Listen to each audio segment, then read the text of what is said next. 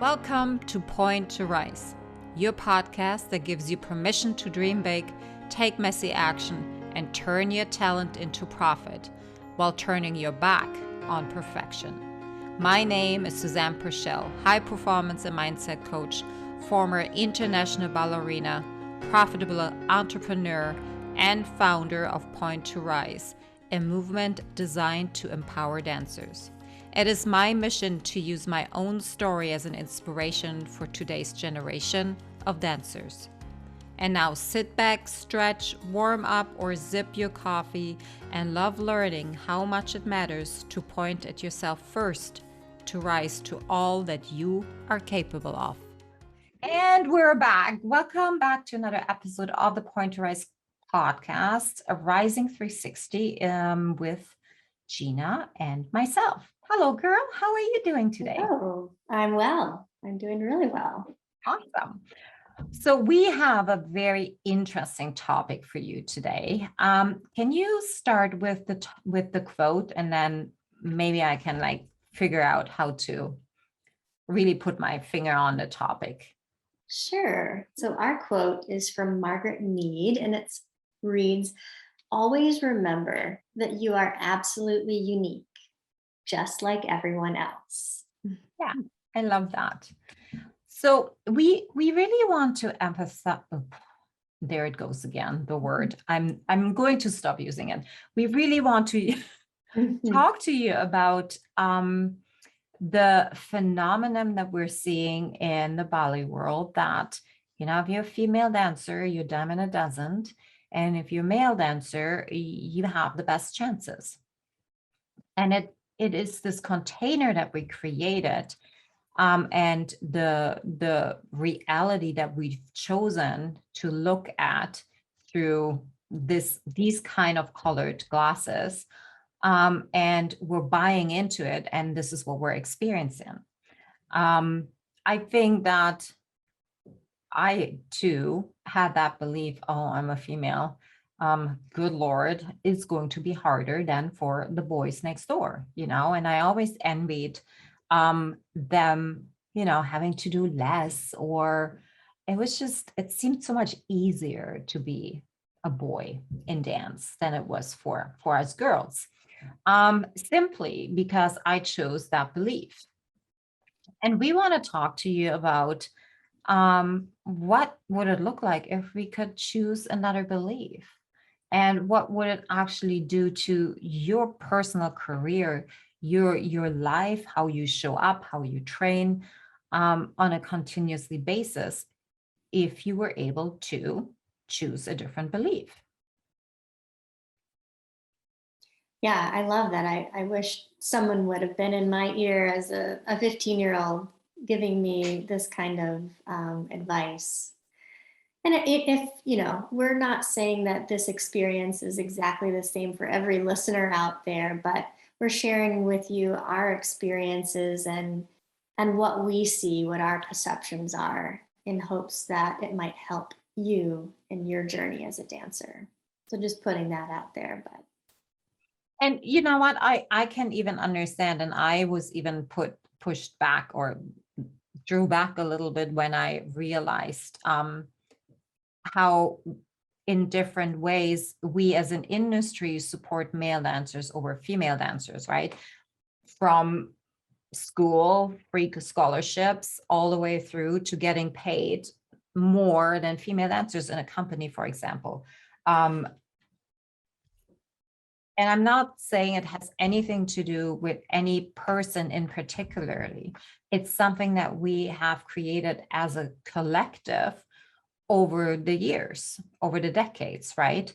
And the more and more we believe in this to be true, the more and more we're seeing it, and the more and more we're actually choosing actions that will support that belief. So if you don't mind, I'm gonna go back to science a little bit. Yeah. So there's something in our brain that's called the reticularly activating system, and it's a filter. It is really there to protect us, because otherwise we would be completely overwhelmed with everything and anything that comes at us during a 24-hour day or time period. And it lets through only certain kind of noises or triggers, I would say. And one of them is actually what we believe in, what we have bought into, meaning that I took the example earlier when we talked, when I, for example, bought a new car, or when I decided, okay, this is the car that I want, this is the make, and this is the color. All of a sudden, all I would see was this particular car. It just turned up everywhere over and over and over again. Well, that same principle applies to other things in our life. Like if you believe that you are a dime in a dozen, then your experience, your filter will filter everything else out. It will not show you the opportunities that are actually there for you. It will only show you the lack of. And therefore, you will then create the belief will be created more and more and more, and it becomes a cycle of like a circle, right? Like your rabbit hole is deep. And the only way to interrupt that is by choosing a different belief. So this is why we want to talk to you about today. What would it look like for you to choose a different belief? What if you're not a diamond in a dozen? What if you're just as unique as everybody else? And what if there is work out there for you? What if it would be easy? What if? Yeah, what if is such a powerful question. And what you described is really made it so clear for me why it's called a limiting belief. It's literally a limiting belief. But as you mentioned, we have the power to choose one to replace that limiting belief. And what is the opposite of being a dime a dozen is being beautifully unique that no one else can replace or replicate. And I think that's not typically one of a dancer's top strengths is knowing and owning their uniqueness. I mean, we're amazing at comparing ourselves, and we're amazing at thinking of all the things that we need to fix and before we're whatever acceptable, but we're not always great at looking at what our strengths are, which is why we picked that quote at the beginning about uniqueness, because I think that's the belief to tap into rather than the belief of I'm a dime a dozen. Everyone around me is competing with me for the same job. And if you imagine how differently you would show up in the world with this embracing your uniqueness as a dancer, I think we'd see, going back to our female male analogy, I think we'd see a lot more female choreographers, female artistic directors, leaders in the dance world, because we're not limited by the belief that we are a dime a dozen. Oh, I like that. That is so powerful. It and it starts with you now stepping into your professional life. It starts that young. It starts there. There is never a right or a wrong time to start changing your beliefs into powerful beliefs that won't hold you back, that don't act like a ceiling, that won't be the suppressor of your potential, because that's really what it is. We can do whatever our mind can create, and since we're working together, our mind knows exactly what we're capable of. It is our beliefs that we have received from wherever, from our caregivers, teachers, I don't know, like even just conversations that we overheard, that make us believe that there's only a certain thing or a certain way, or I don't know, even a certain job title that we can have, and anything outside of that is just not ours. No, that's not true. You can be anything and anybody that you can think of. I think I would even go so far and challenge you we understand that it's super easy to know what we don't want. And it's also very important to know what we don't want. And we put a lot of time into what we don't want. However, that is not how we create what we actually want. Because in order to see the possibilities, in order to activate our activating system, our filter, we need to know what we want so we can actually see it. So our brain can tell us where these possibilities are. What do we want to see? Like, what color glasses are you putting on? Are they black, gray, or are they pink and glittery? You know, you have that choice.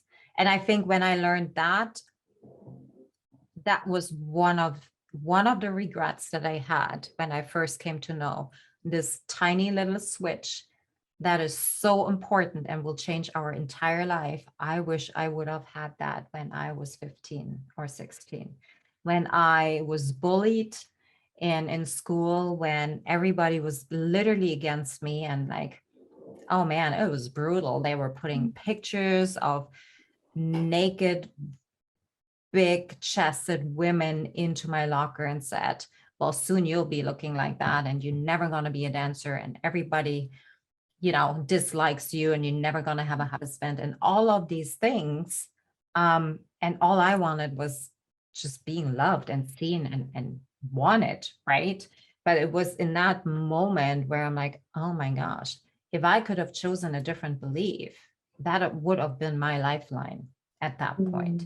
And you know, I know we all go through this, and there is, you know, there's no growth without the rain, and whatever analogy we want to choose, just know that even when we're going through these tough moments, if, you know, we do get to choose on who we're going to become on the other end of this. And maybe even if we can't connect those dots in that moment, or 2 or 3 years later, maybe you can do it later, or maybe you can help somebody else to really let them know how uniquely beautiful they are in every possible way. In every possible way. I love that, because it's not just in how we show up physically or what we look like, but it's in the air that we carry around us. There's a sense of someone who knows their unique value, what they have to offer. They carry this beautiful air of confidence, and it's something you can't quite put your finger on, but you can totally see about them. And that's a powerful way to show up in the world and to really give everything that you have to give. Mm. So being aware that you're going to carry that aura with you, and people will notice it. Opportunities will open for you when you fully embrace your uniqueness, rather than settling back into that limiting belief. You know what just came up for me is like, become the magnet, because we truly do become a magnet. We always are a magnet. Like, whatever you experience in your life is because you're a magnet, and your beliefs create that magnetic field, right? Mm. So I think it's so beautiful to say that when we believe in ourselves, when we understand how magical we really truly are, without being arrogant or wishing bad on somebody else so we can be better than them, because that's not coming from a loving root. But when we have that deep, deep knowing about ourselves and how beautifully, uniquely we are in everything that we are, you will become the magnet for exactly that. Mm. Doesn't matter how many people are in the room. And if somebody can't see that, it's because that's not what they're looking for. And then that is not the place for you. It may be hurting right now because you really, really want it to be for some reasons that are perhaps outside there. But do know that somebody else is taking care of you here. because it's not necessarily for you, because there's something better out there for you. That's why. That's so beautifully put. And I wonder how helpful that could be for dancers in an auditioning process to keep that in mind. If they're not drawn to your unique gifts, your special package that only you have, then that's not the right spot for you to be. There's another spot that you're meant for, rather than they didn't pick me. You know, yeah. I'm not good enough, right? They didn't pick me. Um, in business and even in investing, it is always a two-way conversation. It is always building a relationship. It's always, hey, how can we really tap into each other's superpowers? Mm. And for some reason we're not applying that in Bali, at least not in our thinking, on either side. Like the dancers are so afraid of wanting the job and not getting it because there are too many of us and only the best will get it. But what if we would actually like make it into a collaboration where I'm here to offer you everything that I have, and I can stand behind me with all the power and all the love that I have in me, that I can offer your company to attract that kind of audience to come and see you, which then will turn into monetary funding. Or you can show up like, oh, I'm so afraid. I don't know if I'm good enough. I can't do tempura, so I'm not for this company. Like it doesn't work. Oh, I'd much rather be the first dancer that you described. Me too. I wish I would have been her. Yes, yes, yes. And you know what? What just when we are coming from that place of knowing and the place of not chasing, but creating. And if every dancer would do that, like imagine what actually would be created on a stage and how powerful that could be compared to what we're seeing right now. Right, because our choices as artists don't just stay within our own bubble, they reverberate through the art that we make. And so the impact of us choosing to embrace our uniqueness doesn't end with us. It resounds. It goes out into the world through our art. Yeah, so it's worth taking the time. Yeah. It's like that magnet, right? It's not only a magnet, doesn't only attract like one peak of metal. It's like whatever metal there is, it's just all going to flock to it. Same thing. It's like a speaker. Okay, so question for you that I have. If a listener would actually resonate with that and is completely overwhelmed right now, how do I do this? Like, where do I start? What do I do now? Like, I want to get there now. What advice would you give them? So actually, I would advise a dancer to first inquire within, like ask yourself, what are my biggest strengths as an artist? And write them down. And then after inquiring within, I would inquire without. I would ask, some of your closest friends, what strengths do you see in me as a dancer? And begin to develop this list of knowing what you're amazing at and owning it. I think we do a fantastic job of looking at how many dancers there are and how few jobs are available and looking at all the things we want to fix. But if you could inquire within and inquire without about your strengths and start to develop that list and really own it and focus on it rather than the other, I think that would be a good starting point. Oh, it's the best.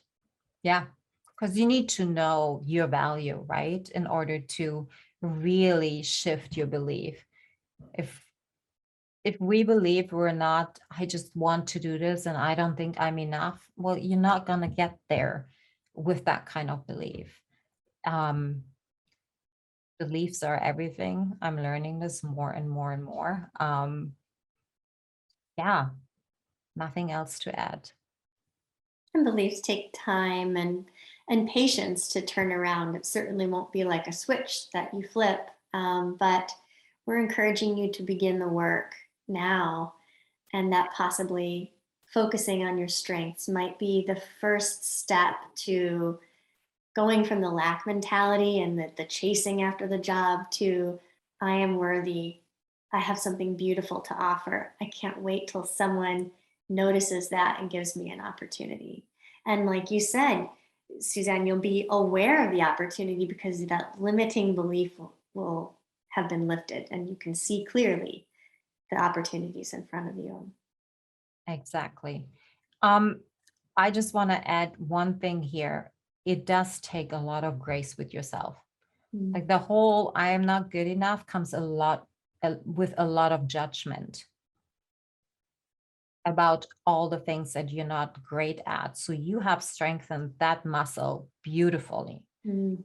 Now, when we're starting a different work, it's like, you've been training classical for your entire life and you're starting modern. It's going to take you a while to let go and to loosen back up and to use different muscles, and it will hurt in different parts and it will feel uncomfortable and your heart will beat in your throat because your body is warning you, danger, danger, this is different than what we're usually doing.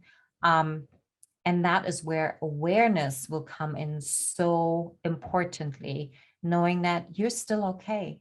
You are okay. It is just your emotions are a record of the past, meaning that even when we're feeling fear, it is just a record of the past because we don't know anything else yet. We haven't primed our brain to believe something different yet.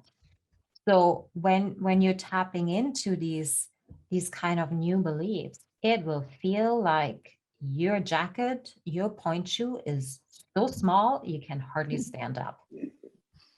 And the more often you stand up, the stronger those muscles become, the bigger those point shoes will get, the more comfortable the tutu will feel on you. It is a matter of time, and it only really will align with you if you stay consistent, just with everything else in our life. So that's what we've got for you today. Yeah. You dropped some serious knowledge on us today about how the brain works and our belief systems. And I learned a ton listening to you today. Oh, thank you. I just find it so intriguing, and I think it is something that we need to understand, particularly as dancers, because the mind can be our demon at days where it really just, if we're not working on it, it will just go and it will default into all of the low vibration beliefs. Like it's not that we can control it. 95% of our life is being run by our subconscious, and that subconscious mind of ours it's like our hardware, it's our computer, it's what has been put in there up until the age of, I don't know, some say 7, 15. I believe it's experiences that have created traumatic experiences in our life. um, and if we're not aware of that and understand that they may be coming up at any given point, that's nobody's fault. It is what it is. But what we can do is, how do we react to them? What are we going to do with them? Are we going to buy into them? Are we going to take it for face value and say, oh, no, that's the truth? Or do we know exactly what's happening and say, oh, no, not my truth anymore. Get in the back seat, buckle up, because we're going to go fast that new way. And I think that is a power that is so underestimated, and it is so highly important, particularly for dancers, to be aware, to drop into, to have basic knowledge so that they can really move their mind the way they need it to be and not have the mind being their driver. Amen to all of that. Amen. Fantastic. And dancers, if this resonates with you, please let us know. Please send us your notes about what really stood out to you from this episode. And also let us know what your struggles are, because we'd love to address topics that are near and dear to your heart. We'd love to talk about the topics that you want to hear us talk about. So let us know, because we're all ears. Lovely. I love it. Thank you. Thanks for listening, guys. Till next time. So much love. Take care, dancers. Thank you so much for listening. If this message resonates with you, please pass it on to someone who needs to hear this right now. And if you like what you've heard, your feedback will go a very long way. If you just take 30 seconds and leave me a 5-star review, that would mean the world to me. Till next time, point at yourself to rise to all that you are capable of.